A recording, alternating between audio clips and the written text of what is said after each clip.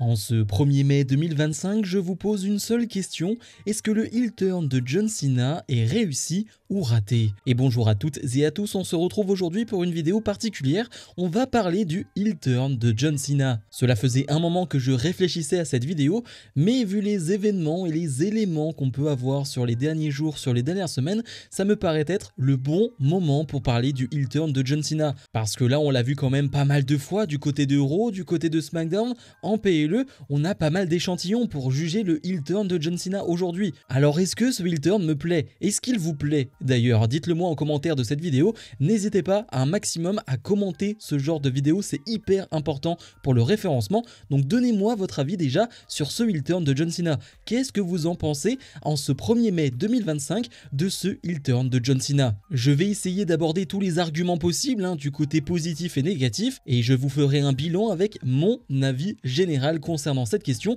Vous aurez mon avis concernant le heel turn de John Cena en ce 1er mai 2025. Premièrement, je rappelle que ce heel turn a eu lieu du côté de Elimination Chamber 2025 et que ce heel turn a eu lieu avec notamment l'aide de The Rock et de Travis Scott. Mais concrètement, tout ça a été organisé par The Rock. Et on peut directement le dire d'un point de vue négatif, parce que ça c'est assez factuel, le heel turn de John Cena orchestré par The Rock, c'est loupé. Ça c'est manqué. C'est manqué parce que The Rock n'est pas présent. Parce que The Rock n'a pas fait d'apparition depuis ce heel turn et finalement on ne connaît pas réellement son implication dans tout ça. On peut imaginer des choses, on peut faire des théories, mais c'est à peu près tout. Et on en a un peu parlé lors de ma vidéo de dimanche. The Rock a dit en interview qu'il voulait se mettre en retrait après ce qui s'était passé l'année dernière à WrestleMania et sa mise en avant. Cette année, il voulait se mettre en retrait et finalement mettre en avant John Cena et Cody Rhodes. Il voulait mettre en avant le heel turn de John Cena, mais voulait s'écarter par la suite. Ce qui est complètement stupide. Tu es à l'origine de l'un des plus gros heel turns de tous les temps et tu veux te mettre en retrait par la suite.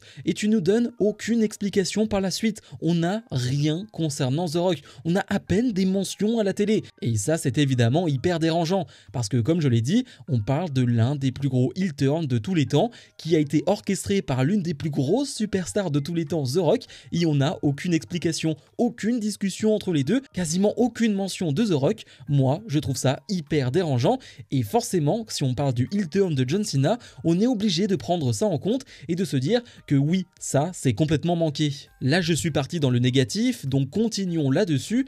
Dans le négatif, on peut quand même mettre la redondance des promos de John Cena, surtout dans les premières semaines. On a un John Cena qui a une espèce de personnage cartoonesque. C'est ce que j'ai pas mal vu sur des tweets américains, le personnage cartoonesque de John Cena, et je suis totalement d'accord là-dessus. Ce n'est pas un heel nuancé. Sa manière de faire, ses arguments, ils sont simples, ils sont efficaces, mais on n'est pas dans la nuance. Il déteste les fans pour ce qu'ils lui ont fait pendant ces 25 dernières années, et il le répète chaque semaine du côté de Raw. Il va même s'en prendre à des enfants individuellement et ça fonctionne. Et tout ça avec un ton très cartoonesque. Ça me fait vraiment penser à un personnage de dessin animé. Le personnage de John Cena en heel en 2025 me fait vraiment penser à ça. Et ça peut être un vrai point négatif, ce manque de nuance et cette redondance concernant les arguments qui vont vers ce heel turn de John Cena. Oui les fans, c'est à cause de vous. C'est à cause de vous que j'ai fait ceci, c'est à cause de vous que j'ai fait cela.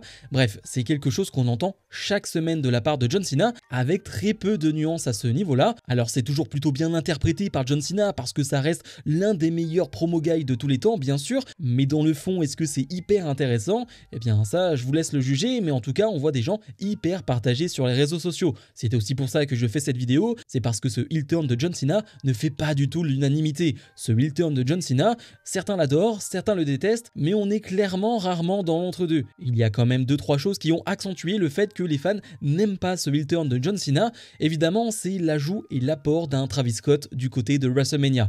Ça, évidemment, ça a joué parce que certes, certains n'ont peut-être pas aimé tout ce qu'avait fait John Cena dans les semaines précédentes, mais ça a été vraiment la cerise sur le gâteau. L'intervention de Travis Scott à Mania pour donner la victoire à John Cena, un Travis Scott qui a mis 5 minutes à venir, tout ça pour s'en prendre à Cody Rhodes, pour prendre un crossroad, et puis finalement la distraction qui va donner la victoire à John Cena.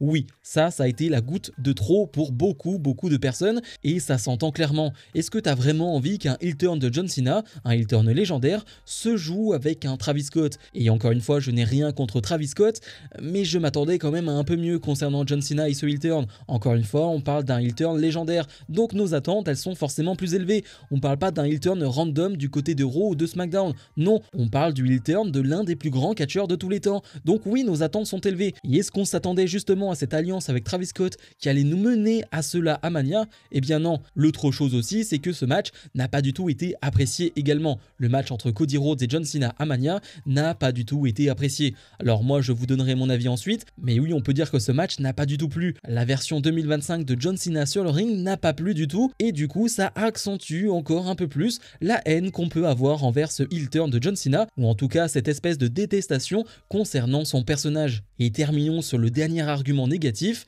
c'est le peu de présence de John Cena. Parce que oui, finalement, si tu veux faire un heel turn, il faut être présent. Et comme je l'ai dit tout à l'heure, on a eu pas mal de promos redondantes, et en plus de cela, il est très peu présent. Alors avant Mania et après Mania, il a été là. Clairement, ça c'est cool, et on peut quand même le dire. Mais ça n'a pas été toujours le cas. Il n'a pas été présent chaque semaine, et oui, ça joue forcément sur nos attentes, ça joue forcément sur notre appréciation du personnage du heel turn de John Cena. On s'attendait à un John Cena un peu plus présent, mais du coup on nous vend un John Cena qui est heel, et du coup en tant que heel, il ne se montre pas, et vu qu'il ne se montre pas, ça crée de la rage, mais c'est normal parce que c'est son personnage de heel. Alors chacun en pensera ce qu'il veut de cet argument-là. Moi j'ai vraiment du mal avec ça, avec ce côté, le fait qu'il ne vienne pas, c'est voulu dans son personnage, donc ça colle parfaitement.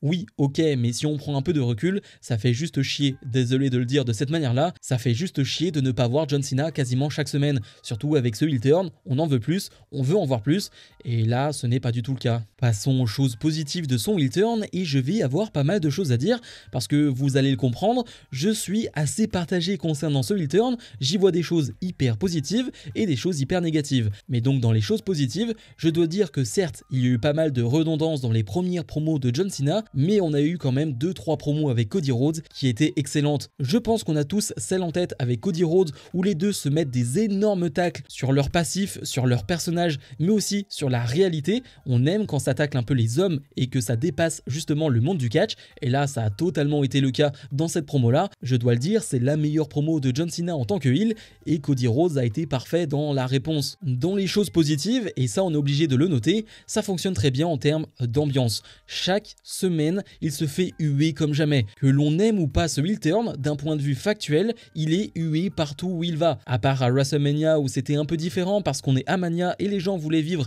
un moment d'histoire et voulaient donc voir John Cena remporter ce 17e titre. Donc Cody Rhodes a quand même été hué dans ce match, mais je le mets un peu de côté. Pour moi, c'est une situation qui est très à part. Dans l'ensemble, John Cena est vraiment hué. Et personnellement, le moment le plus marquant, c'est ce Raw en Belgique que j'ai trouvé complètement dingue. L'entrée de John Cena avec les John Cena Suck chanté par le public belge, c'était complètement dingue, et c'est pour moi la meilleure entrée de John Cena en tant que heel. Ça m'a clairement donné des frissons, et ensuite tous les autres publics ont été bons, mais ce public belge qui était présent juste après le heel turn de John Cena, oui, il a vraiment été excellent, et c'est l'un des meilleurs moments de ce heel turn de John Cena. On peut dire ensuite ce qu'on veut sur le personnage cartoonesque de John Cena, mais il est encore une fois très bon pour répondre au public. Je parlais tout à l'heure d'un John Cena qui répond aux enfants dans le public, et eh bien ça fonctionne toujours. Quand John Cena s'en prend personnellement à un enfant dans le public, qu'il s'accapare cet enfant pendant plusieurs secondes, plusieurs minutes, et qu'il va finalement faire sa promo sur lui, c'est un peu drôle, et c'est ce que j'aime un peu dans ce personnage de John Cena personnellement. Je parlais de personnage cartoonesque, justement ce côté cartoon me fait un peu marrer, parce qu'il en fait des tonnes. Regardez juste son expression faciale, on n'est pas dans la nuance, là on est juste sur regardez je suis un gros méchant, c'est pas nuancé du tout, mais personnellement c'est un personnage qui me fait plutôt marrer, et quand il s'en prend personnellement à des enfants de cette manière-là, ouais, j'avoue que ça me fait pas mal marrer. Le dernier argument, il est hyper subjectif.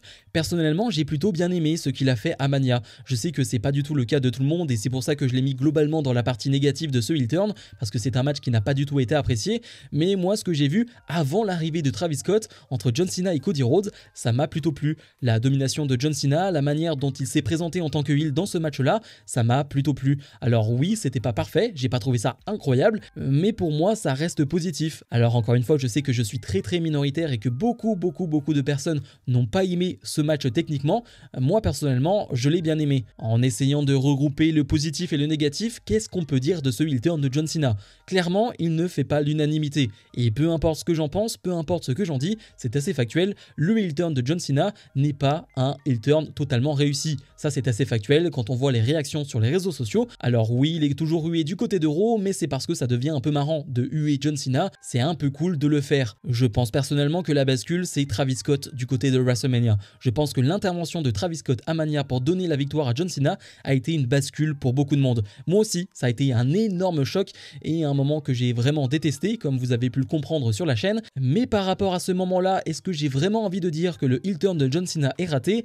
Eh bien non. C'est pour ça que je vais essayer d'être un peu nuancé. Pour moi, il n'est pas raté, il n'est pas réussi pour autant pour l'instant. Alors on est aussi dans les premiers mois, mais vu qu'on ne voit pas John Cena chaque semaine, eh bien on est obligé de juger par rapport à ce qu'on voit. Il y a des bonnes choses, comme vous avez pu le voir dans cette vidéo, il y a des mauvaises choses. Personnellement, je prends quand même un peu de plaisir à voir ce John Cena en heel qui se moque un peu de tout le monde. Et comme je l'ai dit, c'est parce que aussi, je le prends peut-être avec un peu plus de recul, avec ce côté cartoonesque qui me fait plutôt rire. Maintenant, on a passé l'étape Cody Rhodes, on enchaîne avec l'étape Randy Orton.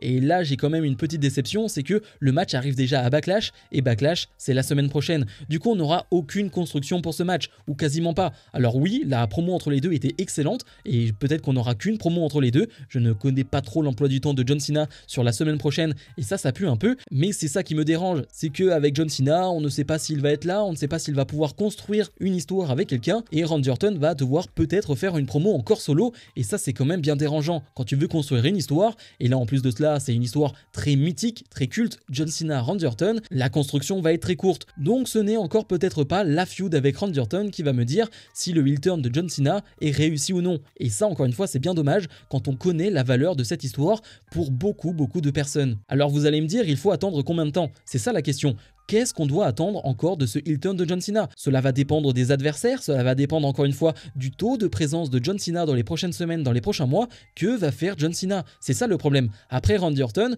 parce qu'on imagine que John Cena va battre Randy Orton, c'est quoi la suite? Un retour de Cody Rhodes? On repart sur un Cody Cena? Qu'est-ce qu'on fait réellement? Donc finalement, il y a encore beaucoup de questions sur ce heel turn. Mon avis n'est pas définitif concernant le heel turn de John Cena. Comme je l'ai dit, je passe plutôt un bon moment lorsqu'il est présent au micro et je ne me dis pas que le heel turn est loupé. Je me dis qu'il est sympathique mais qu'il ne va pas plus loin. Et sympathique, ce n'est pas suffisant. Quand on parle de l'une des plus grandes superstars de tous les temps, un heel turn simplement sympathique, non, ce n'est pas assez. Comme d'habitude, je vous invite à mettre un maximum de pouces vers le haut, à vous abonner et n'hésitez pas à me dire ce que vous en pensez de ce heel turn de John Cena en commentaire de cette vidéo.